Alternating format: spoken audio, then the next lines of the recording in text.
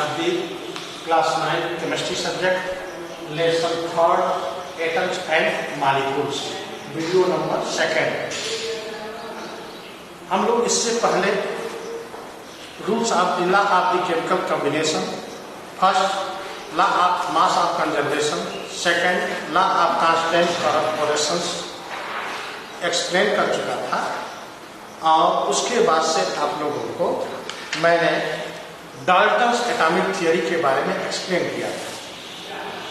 Dalton's ने सबसे पहले एटम्स वर्ड्स का यूज किया था और उसके बाद मॉडर्न एटॉमिक थियरी की शुरुआत जो है ये डाल्टन्स ने किया था।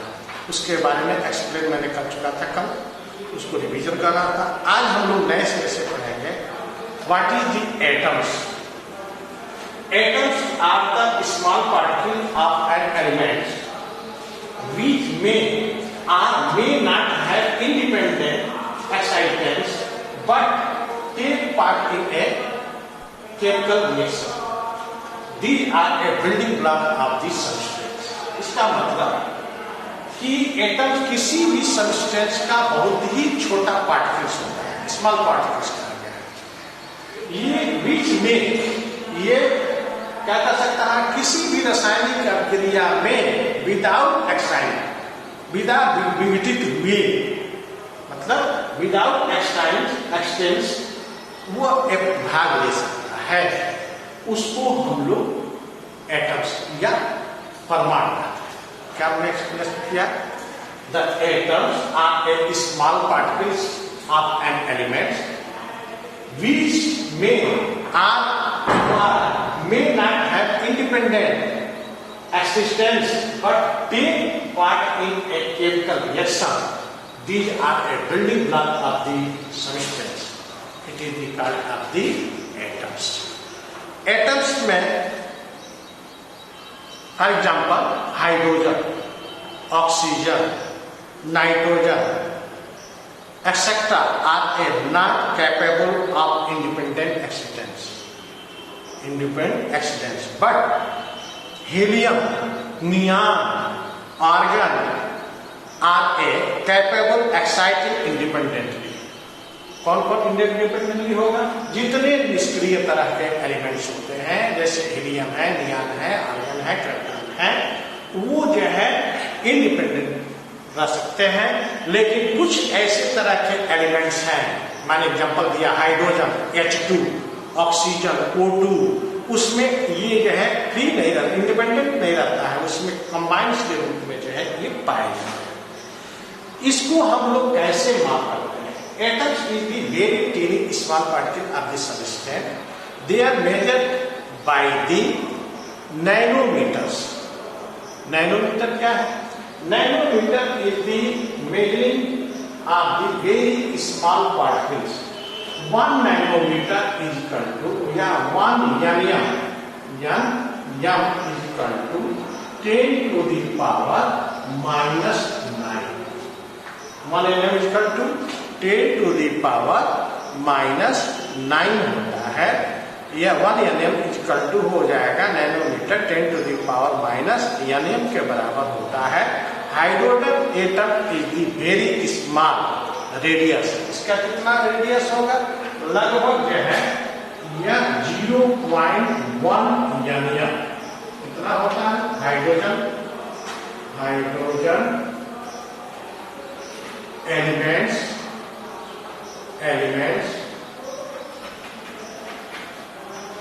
is a very small radius. This radius is the 0.1 nm। होगा 0.1 nm। सबसे बड़ा किसका होगा? यूरेनियम का जो है ऐसा एलिमेंट है जिसका जो है रेडियस सबसे जो है बड़ा होता है। तो very lightly elements name a hydrogen, very heavy elements name a uranium, है ना। अब इसको हम लोग इससे बात करें, है ना, नैनोमीटर से। नैनोमीटर क्या होगा? 1 मीटर का 1 किया है 1 2 3 4 5 6 7 8 9 इतना 1 मीटर का इतना भाग होगा। इसको पावर में करोगे तो 10 to the power minus 9 हो जाएगा। 1 mm is equal to 10 to the power minus 9। ये मीटर होगा, ये नैनोमीटर। ये हाइड्रोजन का मैंने बोला सबसे कम 0.1 mm होता है और सबसे बड़ा किसका होगा? यूरेनियम का होगा। अब हम लोग पढ़ेंगे modern day symbol of atoms and different elements. Symbol of elements.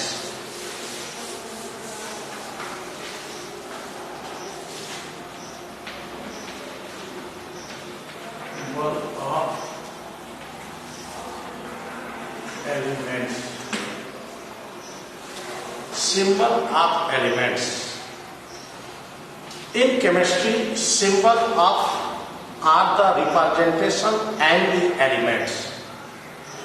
It is the symbol of a used to symbol of an elements rather writing to word codes. Yeah, writing to whole words in element. There are explained about these symbols to the time of the following scientists. First, John Dalton's are identified for the symbols of elements are a following. For example, hydrogen symbol is the hydrogen symbol is the spherical and middle point are the points. Carbon, hydrogen के बाद phosphorus, phosphorus को क्या किया? Phosphorus को इसने जो है ऐसे स्फेरिकल संरचना बना करके इसके बीच में ऐसे रचना। ऐसे ही कार्बन, कार्बन का क्या किया? कार्बन का सिंबल कैसे किया? एक स्फेरिकल संरचना बना करके बीच में काला कर दिया। ये जो है कार्बन का सिंबल है। ऐसे अलग अलग एलिमेंट को अलग अलग साइन द्वारा उसने सिंबलाइज किया। लेकिन जैसे जैसे नंबर ऑफ एलिमेंट्स की संख्या बढ़ती गई, नए नए तत्वों का खोज होता गया, तो ये सिंबल्स उतना उपयुक्त नहीं था, उतना जो है अवेलेबल नहीं हो पाया। इसलिए इस मेथड को रॉन्ग कर दिया। मेथड क्या हो गया? रॉन्ग हो गया। इसको हम लोग इस समय नहीं पाएंगे। इसके प्राचीन में भी, इसके एंशिएंट ये टाइम में भी जो है एलिमेंट्स का सिंबलाइज किया गया था। जैसे ये चांदी को चांद जैसे, सूरज को ये गोल्ड को सूरज जैसे, ऐसे सिंबलाइज किया गया था। वो भी सिंबल जो है यह उपयुक्त नहीं था। लेकिन आधुनिक हम लोग किसका पढ़ते हैं? मॉडर्न सिंबलाइज जो है ये जे बर्जिलियस का पढ़ते हैं। किसका पढ़ते हैं? जे बर्जिलियस। जे बर्जिलियस द्वारा एक्सप्लेन किया गया सिंबलाइज IUPAC गठिए जहां ऑर्गेनाइजेशन द्वारा ये प्रमाणित है। इन्होंने सिंबल्स का बेस क्या है? सिंबल्स के बेस का ये था कि इंग्लिश वर्ड के फर्स्ट लेटर ही उसका सिंबल, उस एलिमेंट्स का symbol. For example hydrogen, HYDROGEN, इसका सिंबल क्या होगा? H। ऑक्सीजन, OXYGEN, ऑक्सीजन का सिंबल क्या होगा? O। नाइट्रोजन, नाइट्रोजन का सिंबल क्या होगा? नाइट्रोजन का symbol N। The symbol of nitrogen is N। Carbon, carbon का सिंबल क्या होगा? कार्बन का सिंबल C। इन्होंने क्या बेस रखा? The English alphabet, the first letter is the symbol of these elements. For example, hydrogen, the symbol of H. Oxygen, the symbol of O. Nitrogen, the symbol of N. Carbon, the symbol of C. First हो गया। लेकिन बहुत ऐसे more elements, the pronunciation of the same alphabet names There are symbolized are a two letter. First letter is the right to capital letter and second letter is the right to small letter. For example, calcium, CALSIUM. Calcium में हम C केवल symbolize करते तो ये carbon का हो जाता, इसलिए इसका सिंबल हमारा क्या होगा, वो सिंबल है CA. C को कैपिटल लेटर से राइट करेंगे और A को स्मॉल लेटर. ऐसे ही ओवाल, COVOLT, ओवाल, ओवाल को हम 2 ये लेटर को यूज करेंगे सिंबल के लिए. C कैपिटल लेटर का, O जो है स्मॉल लेटर. ऐसे कैडमियम, CADMIUM, कैडमियम को हमने क्या क्या CA ना लेकर के CD लिखा जाता है. ये CD को हम सिंबलाइज करते हैं कैडमियम के लिए. अर्थात इसमें हम लोग 2 या अल्फाबेट्स यूज करते हैं सिंबलाइज सिंबल के लिए. ऐसे ही और भी एलिमेंट्स हैं जो प्राचीन लैंग्वेज लैटिन लैंग्वेज में उसको ये प्रोनाउंसिएशन किए जाते थे, तो उनको इस अब ये सिंबलाइज में वैसे वैसे ही हम इसको सिंबलाइज करते हैं. उसी लैंग्वेज में भी उसका फर्स्ट लेटर का यूज करते हैं. फॉर एग्जाम्पल सोडियम, इंग्लिश में क्या कहोगे, सोडियम. सोडियम को जो है SODIUM, लेकिन इसको लैटिन लैंग्वेज में नेटियम NATRIUM. तो इसका सिंबल क्या हो जाएगा, NA. सिंबल क्या हो जाएगा, NA. ये सिंबल हो गया सिंबल NA हो. ऐसे ही आपका जो है पोटेशियम, POTASIUM, पोटेशियम. पोटेशियम को हम लोग ये जो पोटेशियम लिखते हैं, पोटेशियम को लैटिन लैंग्वेज में क्या कहेंगे, केल्विन. इसलिए इसका सिंबल क्या हो जाएगा, K. ऐसे गोल्ड को हम लोग इंग्लिश में ये सोना कहते हैं, इसको लैटिन लैंग्वेज में आरम, AURUM, ऑरम. इसका सिंबल क्या हो जाएगा, AU. ऐसे ही जो है silver, silver. Argentum, ARGENTUM, argentum. AG से इसको सिंबलाइज करते हैं. ये जो है आपका सिंबल हो गया, ये लैटिन लैंग्वेज हो गया, ये आपका इंग्लिश लैंग्वेज हो गया. तो ऐसे भी लैटिन लैंग्वेज के बेस पर भी हम उसको सिंबलाइज करके ये जो है तत्वों को सिंबल ये फाइंड किए हैं. तो what is the symbol, the short name of the element are indicate is the card of the symbol. The modern symbolized method is given to J.J. Porphyrius. These are follows to IUPAC organization. It is the following base of the symbolized. The first alphabet, the first English language of alphabets. First letter is the used for a symbol. For example, hydrogen. First name is H. Symbol is the H. Oxygen, first letter is the O, symbol is the O. Nitrogen, N, carbon, C. But some element pronunciation of the same alphabet's name, they are symbolized by 2 letters. First letter right to a capital letter and second letter is the right to small letter. For example, calcium, Ca. OR, CO, cadmium, CD, etc. type of element are symbolized by the 2 alphabets numbers. Some symbols are merged to a Latin language on the basis. For example, sodium. Latin language are tied to natrium. This symbol is the Na. Potassium, English language and Latin language is the Kelvin. This symbol is the K. Gold, this Latin language is the Rm, symbol is the Au. Silver, the Latin language is the card of the Argentum, this symbol is the Ag. ऐसे हम लोग इनका symbolize किया गया है और इस symbols के आधार पर उसको हम लोग जानते हैं.